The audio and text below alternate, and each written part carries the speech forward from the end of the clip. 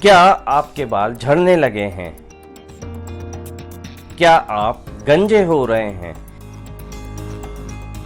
क्या कोरोना का टेंशन आपको सता रहा है? क्या है कोरोना का गंजेपन से कनेक्शन?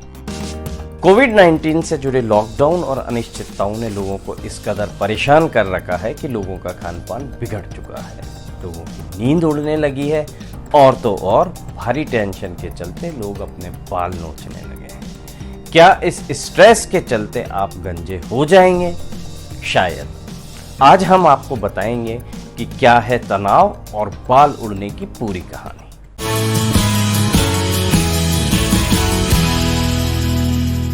आखिर बाल उड़ते क्यों हैं, ये हम सब जानना चाहते हैं। स्ट्रेस का असर स्किन से बालों तक होता है। इस कोरोना काल में स्ट्रेस से पिंपल्स, सोराइसिस, डैंड्रफ के मामले बढ़े हैं, ये डर्मेटोलॉजिस्ट ने बताया है। लॉकडाउन से पहले स्ट्रेस से जो है 10 से 15% मामले हेयर लॉस के थे और अब ये केसेस जो है 50 से 60% तक पहुंच गए हैं।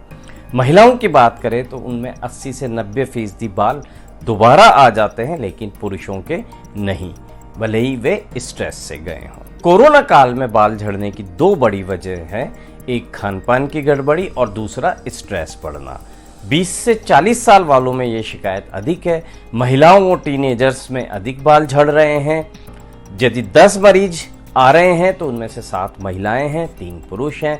10 में से 4 या 5 ऐसे मरीज हैं जिनका हेयर फॉल सीधा सीधा स्ट्रेस से जुड़ता है। पुरुषों में तनाव से उड़े बाल दोबारा आ सकते हैं, लेकिन मेल पैटर्न बाल्डनेस जो है वो वाले बाल नहीं आते हैं। 30 से कम उम्र वाले जो पुरुष हैं वो हेयर लॉस से ज़्यादा परेशान हैं। 3 तरह की टेंशन से गंजापन आता है। पहला होता है टेलोजन एफिलियम, यानी साइकोलॉजिकल या फिजिकल स्ट्रेस। ये एक कॉमन प्रॉब्लम है। कोरोना काल में साइकोलॉजिकल स्ट्रेस बढ़ा है। तेज बुखार या किसी दवा जो है उससे आपको फिजिकल स्ट्रेस हो सकता है। बालों की ग्रोथ पर इसका बुरा असर पड़ता है, वो कम होने लगते हैं या पतले होने लगते हैं।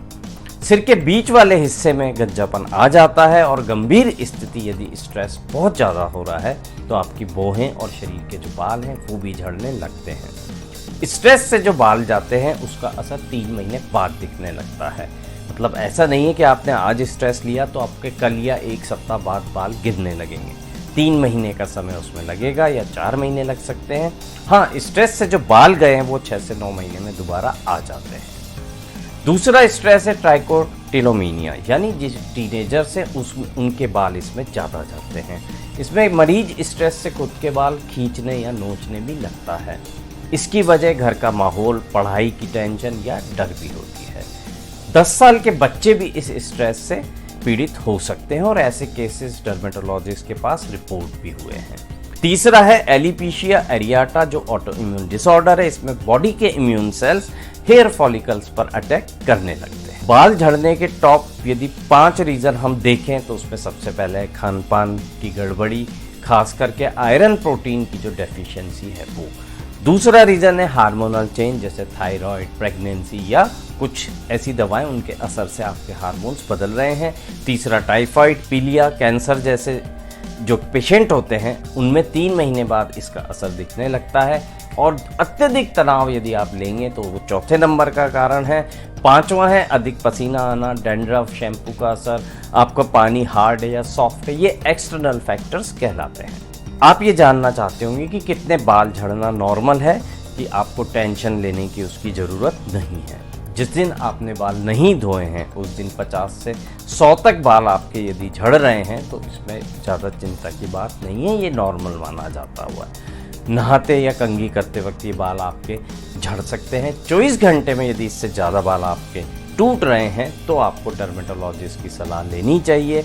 अचानक हेयर लॉस किसी मेडिकल कंडीशन का भी संकेत हो सकता है और कोई भी नुस्खा अपने मन से नहीं आजमाएं। इसमें त्वचा रोग जो एक विशेषज्ञ होते हैं, डर्मेटोलॉजिस्ट जिन्हें कहते हैं, उनकी राय जरूर लें। आप जानना चाहते होंगे कि हेयर फॉल का इलाज किस तरह से होता है, तो सबसे पहले तो इसकी वजह जानना जरूरी है। हल्का गंजापन है तो दवाइयाँ हैं, डाइट चेंज है और कुछ एक्सरसाइजेज हैं, योग प्राणायाम है, उनसे फ़ायदा हो सकता है। कुछ प्रोटीन सीरम्स हैं, पेप्टाइड्स हैं, वो भी हेयर फॉल रोकने में कारगर रहते हैं। नॉन सर्जिकल में स्टेम सेल या पीआरपी थेरेपी है, उससे भी लाभ होता है।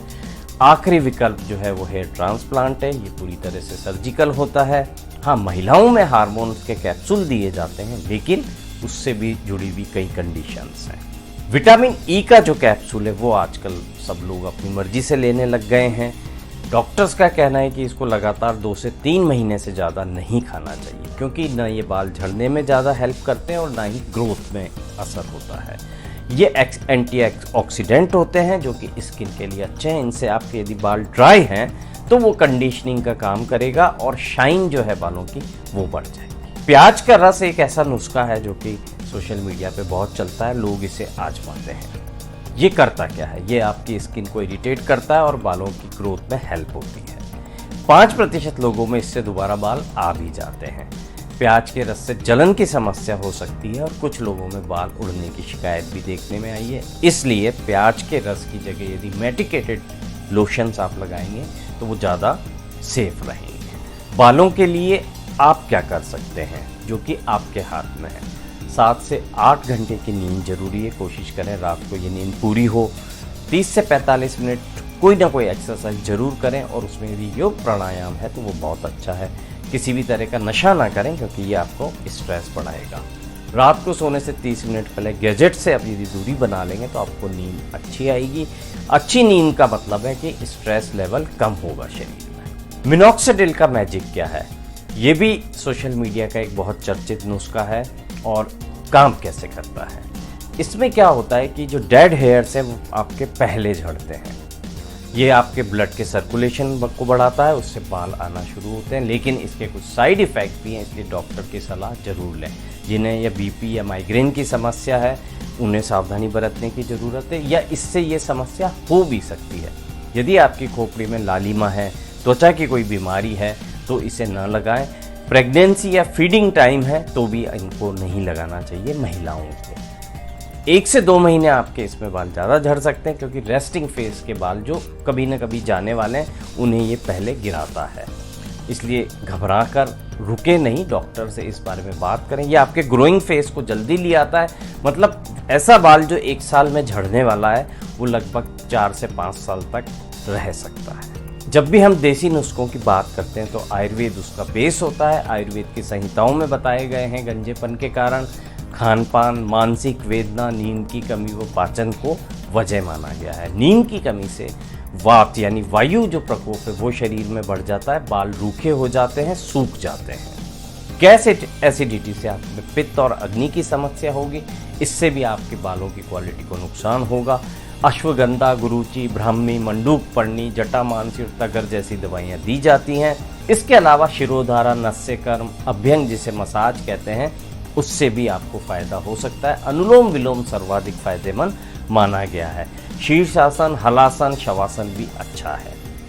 तिल के तेल में आप भृंगराज आंवले की तेल को मिलाकर लगा सकते हैं और बालों के लिए बेहतर है कि आप ज़्यादा खटाई, मिर्च, मसाला और नमक है उससे बचें, क्योंकि इससे आपके बाल जो हैं पतले हो जाएंगे। जब हम अनुलोम विलोम की बात करते हैं तो इसका फ़ायदा आप ऐसे भी समझ सकते हैं कि हमारे शरीर में 72,000 के करीब नाड़ियाँ होती हैं। तो उन नाड़ियों में जब आपकी एक अलग तरह की प्राणवायु जाएगी तो निसंदेह उसका फ़ायदा बालों को होगा, पूरे शरीर को होगा।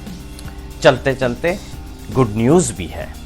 स्ट्रेस और हेयर लॉस का जो संबंध है वो परमानेंट नहीं होता है।